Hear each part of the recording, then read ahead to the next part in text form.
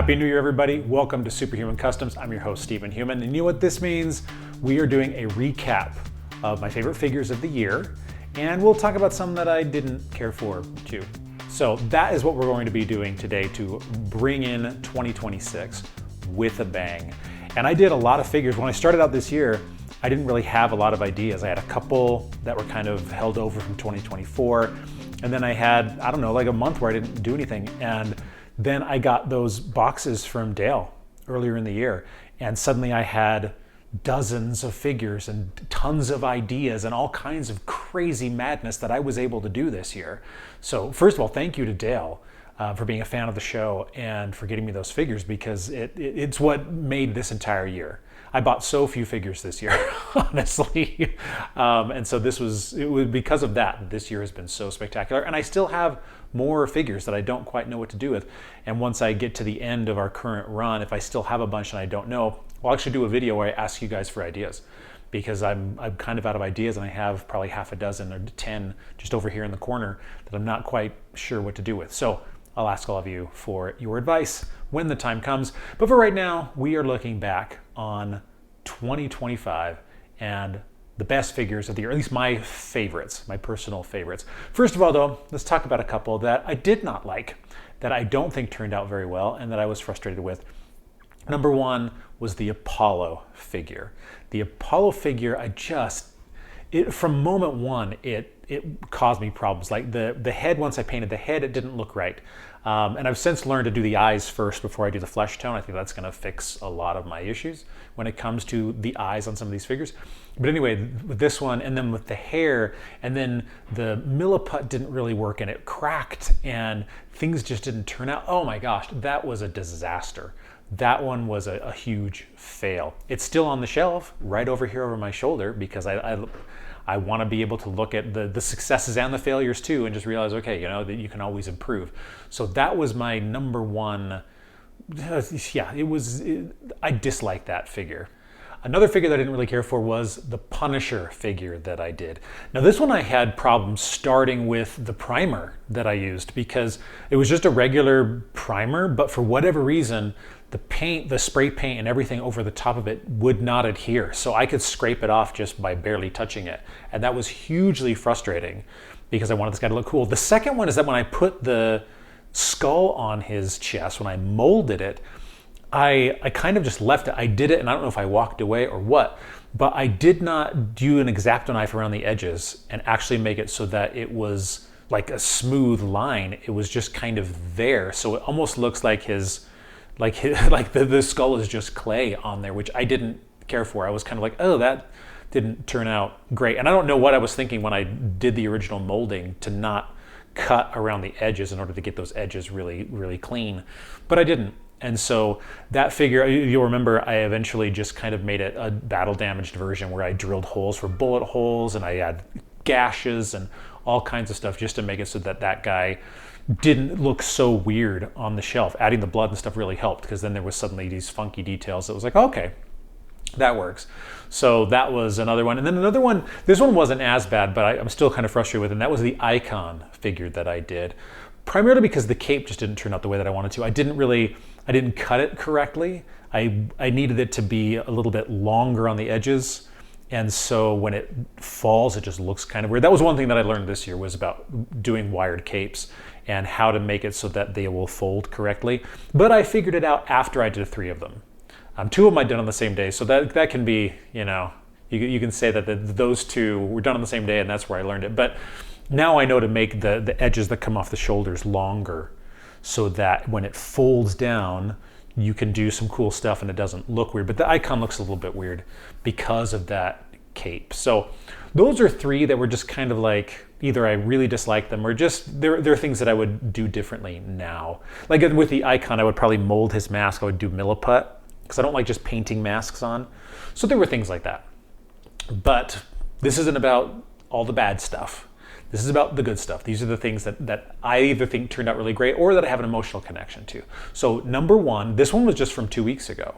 And this is the Ultimate Superman from the Wizard magazine. You'll remember Wizard magazine did this Ultimate what if the DC Universe did an Ultimate Universe, and they had this design of Superman.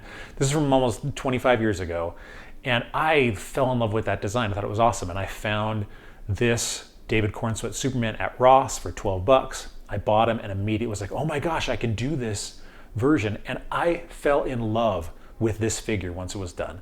It's on the shelf on display next to the standard David Cornsweet that I did earlier in the year.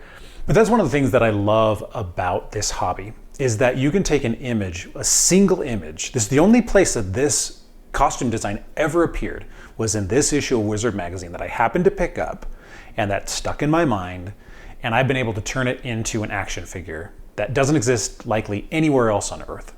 That to me is very special.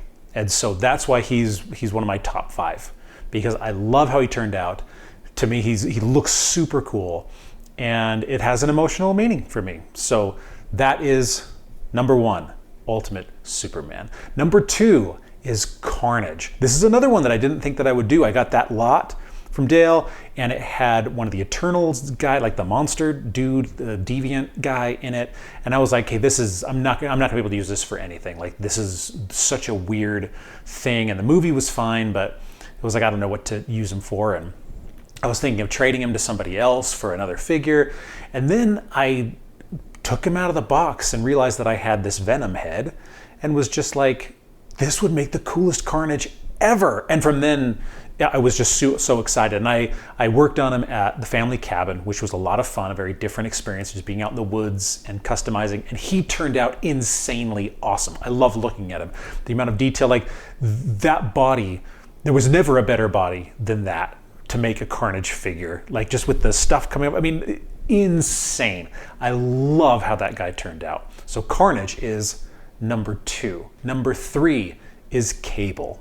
This is another one I've wanted to do for a long time. I don't have a Cable figure, period, in my collection. I didn't have one. It was one that I always wanted. You know, I grew up in the late 80s, early 90s of the comics when I was collecting, and Cable was everywhere. He was ubiquitous. And so I always wanted a cool figure of him, but when I got that All Might, I was like, oh, this could be a cool Cable because he's big, and he turned out really great, like doing the sort of the light slash from his cybernetic eye.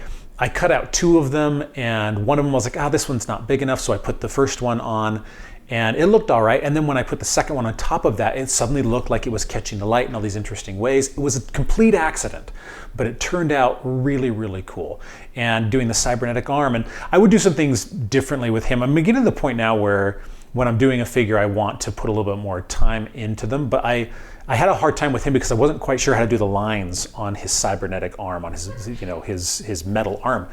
And so I just used fabric paint and added some details, and it turned out all right. But I think that I would do something maybe with some milliput and with little strips and just kind of see. The main problem was that, you have joints right here and you have joints right here. And so doing things over those joints becomes difficult because then they're going to break as you're moving. And I know, obviously, I want these to still be toys. I want to be able to pose them if I want. And so doing things like that to really make it look cool is hard, after the fact. But I would still probably do a little bit different, but even so, he turned out great. And then having the guns and all of that stuff attached, and being able to just kind of have it be a mix of perfection and not perfection, with the skin tones and stuff, that was really cool. So Cable is number 3. Number 4, this one is another personal favorite of mine, and that was my version of He-Man that I did.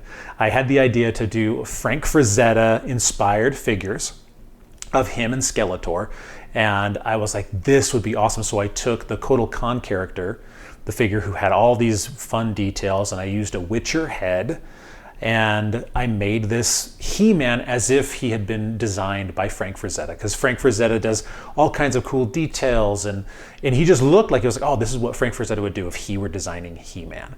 And I think he turned out awesome. I know some people online didn't. I posted some photos, and right around that, so some people did not like that version of He-Man. I don't care. I thought he turned out awesome. I love how he looks, and he's just this different, more barbarian looking He-Man. I dig him. So that one is number 4. And number 5, our last one of the year. This is Solomon Grundy. Now I got the 2-pack, I think it was for Easter when I got it, and it was super cheap. I think I got both figures for $18. Like, it was way cheap. And I got them merely because I was like, well, I think I can turn that orange see-through Solomon Grundy into something really cool. So that's why I got it. I turned the Batman into Daredevil, which also turned out really cool. That was a good one. But the Solomon Grundy was awesome because I was able to really play to my strengths. And my strengths are making things look just gross and dirty and weathered and used. And that is, all those words describe Solomon Grundy to a T. That is the perfect way to describe Solomon Grundy. He's a swamp zombie, for Pete's sake. And he turned out awesome. I mean, he just, those details and the little things I was able to do to make him look necrotic and gross and dirty and wet and all those things, it exemplified how great of a sculpt that was, because it really was an impressive sculpt. And then having all those paint apps just made him shine. And I love that figure. So those are my top 5 figures: Ultimate Superman, Cable, Carnage, He-Man, and Solomon Grundy. Now, there were others that got the most views on the site, and there were some surprising ones, like the Green Arrow got a lot of views, the Absolute Batman and the Absolute Superman. Those are both the ones I'm looking at doing again, if I can, because obviously, especially with the Batman, I did an interpretation of the Absolute Batman, and I really like to do one that's a little bit more accurate, because the closer we get to McFarlane losing the license, the more I realize we're probably not going to get one.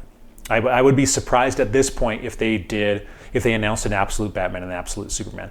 Maybe they will, I hope, because this has been my favorite toy line ever, has been McFarlane. And I would love for them to do an Absolute Batman and Absolute Superman. But the closer we get to the end, the more I'm like, I don't see it happening. So we'll see. Hopefully I am wrong, because I really, really want those. But whoever takes over the line, I think it's Hasbro, I'm not sure, Mattel, whatever. Whoever it is that took over the line, I'm sure that somewhere down the line they'll do it. And I don't know what those figures will look like at this point, so maybe it'll be my new favorite toy line. But McFarlane has been my favorite. I think for the price point, for the ease of being able to get them for the most part, and for the sculpt, the merging of sculpt and posability, the articulation, for me, it's hands down. I love, love, love McFarlane toys. And I was a big collector of the DC Universe Classics, which in my mind before that was the top toy line that had ever been made. But I love the McFarlane toys. So we'll see what happens in 2026. Obviously, McFarlane's losing the license, and so we'll have something new, and we'll see if I get into that line. I don't know.